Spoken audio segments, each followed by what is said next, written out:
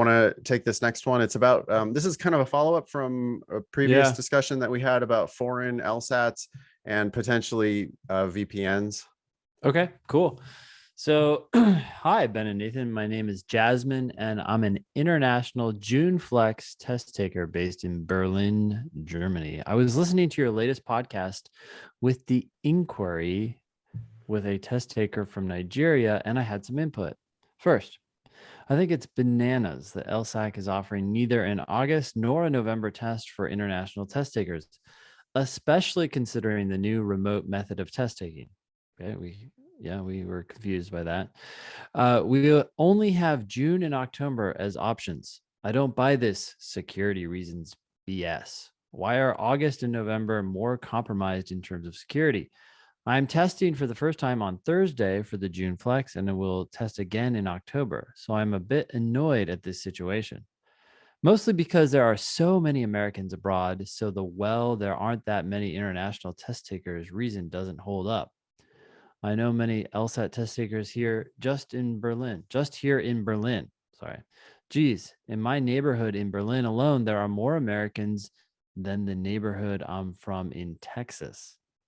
My family is Mexican and we live in a predominantly, I don't know how to pronounce that, I would say Chicanx. Chicanx area. So this should be funny, but I get you.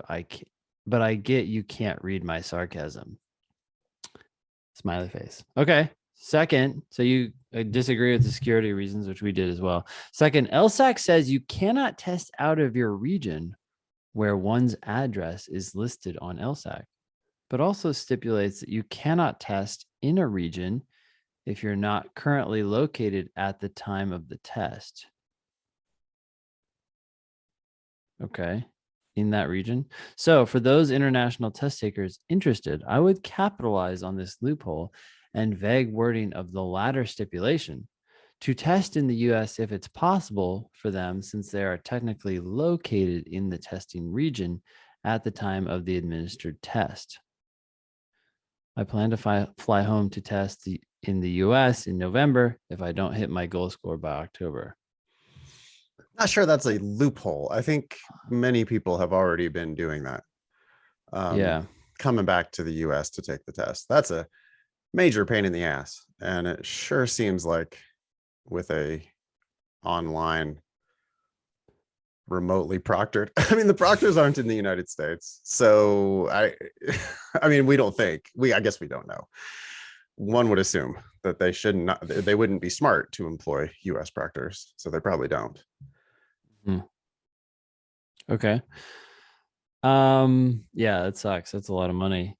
Finally, she writes, I do not, all caps, recommend using a VPN because international test takers are offered special time slots and also on a different day than the regular test dates.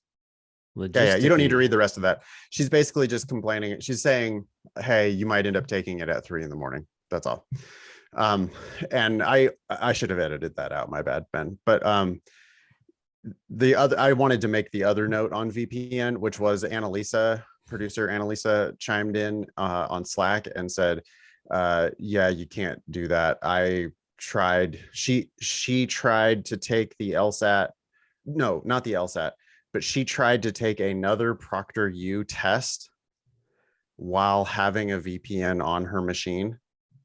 She had like a VPN for her other crime syndicate that she runs. And okay. she couldn't, apparently there was some problem with taking a test on ProctorU while also having a VPN on the machine. And so ADOT was like, yeah, you're not going to be able to take the LSAT using a VPN. Huh. Okay. Time zone that's Jasmine's point, but I just think that there's going to be technical restrictions on that anyway.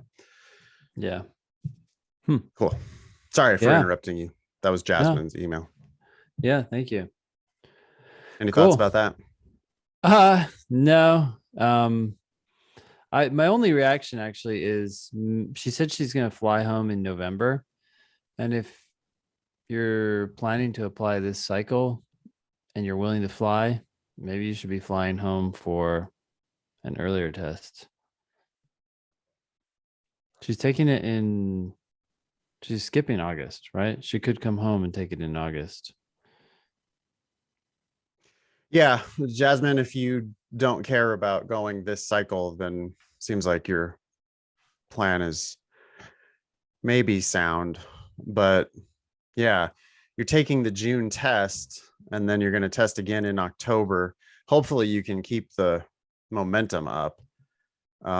We've seen too many times where people take the test in June, don't get the score they want. Well, I'm not taking it again until October, so I'm going to take a few days off, which turns into a few weeks off, which turns into a month and a half off. And then, next thing you Or know, longer. or longer. And then next Yeah. thing you know, it's like September and you're restarting your prep for that October test. Mhm.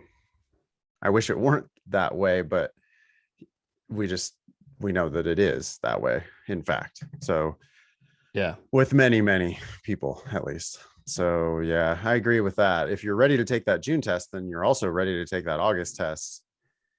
And it could be well worth the flight home.